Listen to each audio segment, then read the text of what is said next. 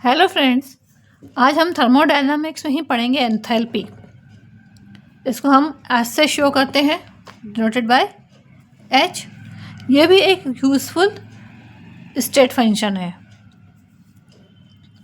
We know that the heat absorbed at a constant volume is equal to the change in its internal energy is delta U equals to यानी equals to QV।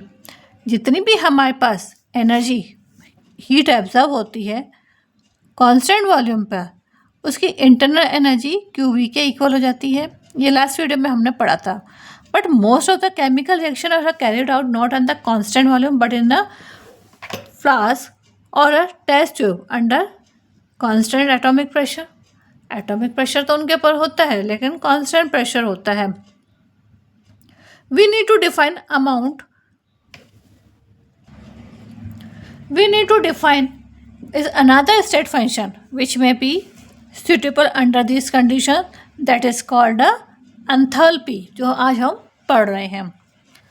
We may write equation 1 as a delta U equals to QP minus P delta V।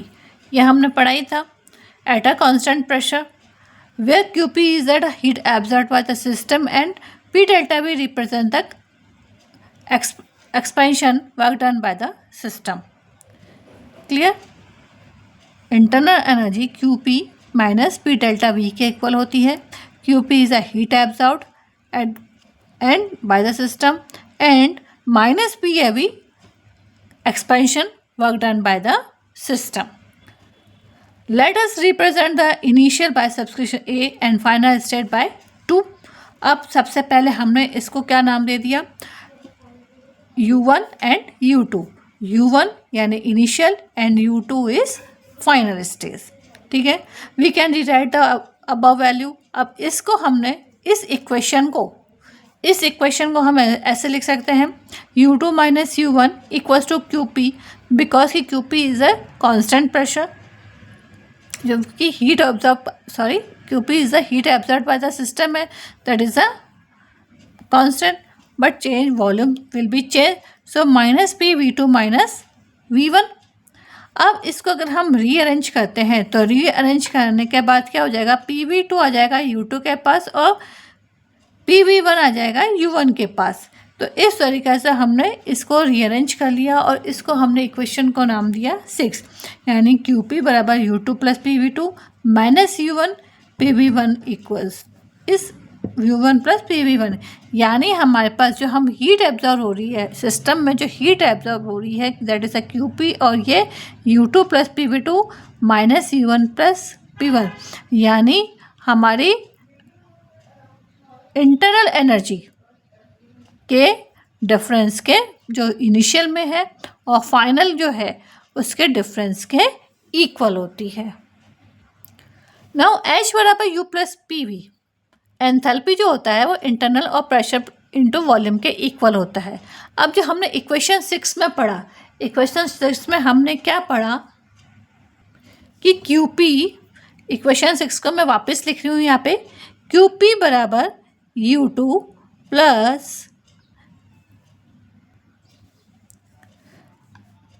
PV2 minus U1 plus PV1, यही होती है equation number 6। ये equation number 6 है, इसको हमने rewrite करा। अब इसको U2 प्लस PV2, एंथैल्पी होता है U प्लस PV, तो अब हम इस पूरी टर्म के आगे हम ये लिख सकते हैं H2 minus H1 that equals to delta H। यानी हमारे जो सिस्टम में हीट एब्जॉर्ब हो रही है वो किसके इक्वल होती है? एंथैल्पी के इक्वल होती है। जो इनिशियल और फाइनल स्टेज की एंथैल्पी है उसके डिफरेंस के इक्वल होती है। Although Q is a path dependent function, Q is a and H is a state function. Q क्या है? पाथ डिपेंडेंट, कि हम किस तरीके का पाथ यूज़ कर रहे हैं, लेकिन H क्या है? स्टेट फंक्शन, मतलब जो पाथ पर डिपेंड नहीं करता है, because it depends on a U, V and a V, all of the which are state functions। तो Q जो है वो पाथ डिपेंडेंट है और h हमारा state function. Therefore, delta H is independent of the path, hence QP is also independent of the path. अब हमारे पास क्योंकि H पाथ इंडिपेंडेंट है इसलिए QP भी हमारा क्या हो जाएगा, पाथ इंडिपेंडेंट होगा। For finite changes at a constant pressure we can write equation 7। अब इक्वेशन 7 को हम कैसे लिख सकते हैं, डेल्टा H। अभी तक हमने 7 को कैसे लिखा था, H equals to U plus PV। अब हम इसको क्यों इस तरीके से भी लिख सकते हैं, क्योंकि ये फाइनाइट चेंजेस आ रहे हैं, इसके कांस्टेंट प्रेशर पे something will be different, so delta H will be delta U plus delta PV। अब यहाँ पे P तो कांस्टेंट है क्योंकि अंडर प्रेशर काम कर रहा है, तो कांस्टेंट एटमॉस्फेरिक प्रेशर क्या है, कांस्टेंट है। सो वी कैन राइट, अब हम क्या लिख सकते हैं, delta H equals to delta U plus P delta V। क्यों, क्योंकि इसके वॉल्यूम में जब हम इस पर प्रेशर लगाते हैं तो इसके वॉल्यूम में सम डिफरेंस आ जाते हैं। It is important to note that when a heat is absorbed by the system at a constant pressure, we are actually measuring change in the enthalpy. जब हम किसी भी हीट एब्जॉर्व हो रही है तो एट अ कांस्टेंट प्रेशर पर, तो एक्चुअली क्या कर रहे होते हैं, हम उसकी एंथैल्पी चेंज चेक कर रहे होते हैं, ना कि उसने कितना हीट एब्जॉर्व किया ये चेक कर रहे हैं। सो डेल्टा H विल भी हो जाएगा QP के इक्वल हो जाएगा। Delta H is a negative for exothermic pressures, while alveol heat during the reaction, and delta H is a positive for endothermic reaction which absorbs heat from the surrounding.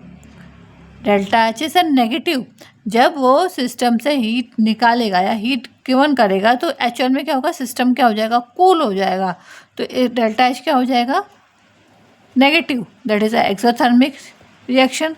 और अगर वो heat absorb कर रहा है तो delta H is positive because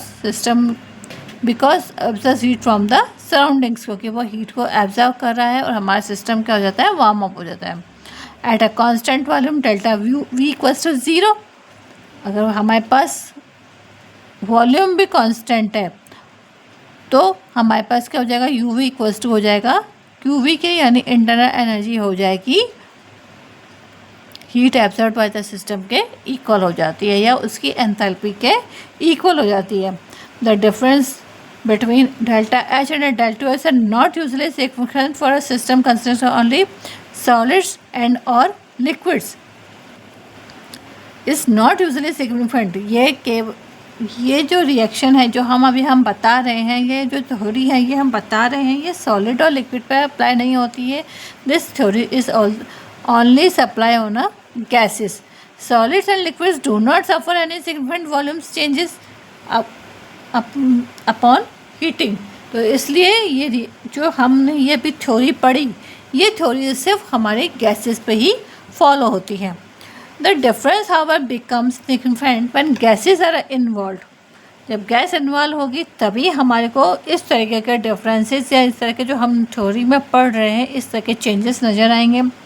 let us consider, अब हम एक रिएक्शन को कंसीडर कर रहे हैं। Let us consider reaction involving gases, its volume is A in the total volume of the gaseous reactant, volume B is the total volume of the gaseous product, VA तो total volume of the reactants है जो कि gases form में है, और VB क्या है, product है।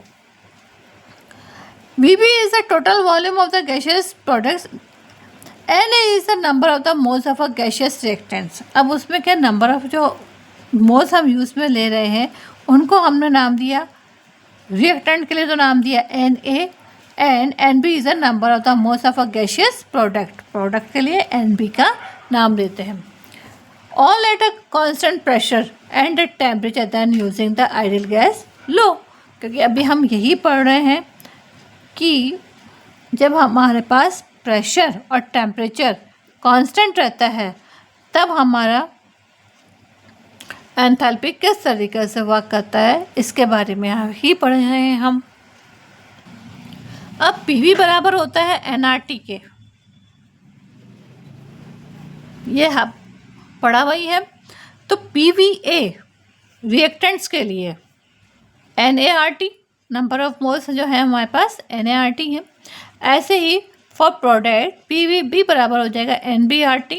अब इन दोनों इक्वेशन को हम प्लस कर लेते हैं, क्योंकि प्रोडक्ट में से हमारे पास क्या लेस बचा, जो दो रिएक्शंस हमने जो ये कराई, हम पता चलना चाहिए कि हमारे पास क्या बचा।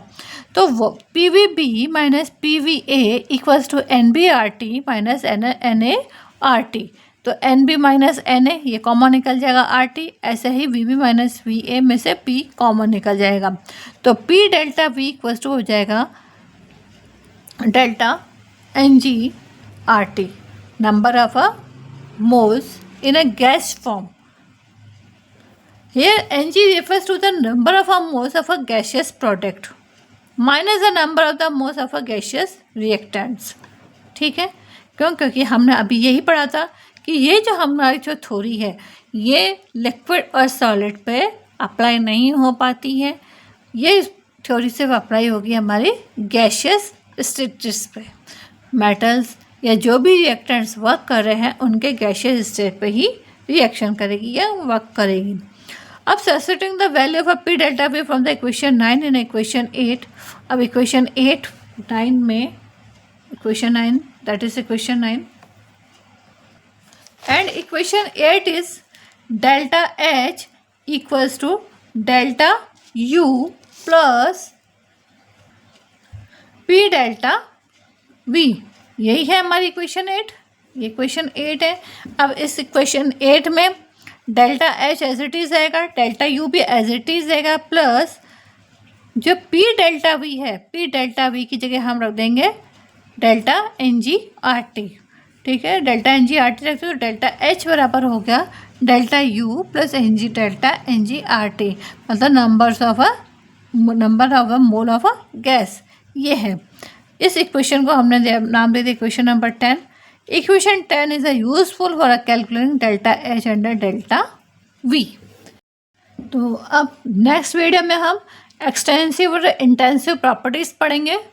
आज हम वीडियो को यहीं ख़त्म करेंगे। Thank you.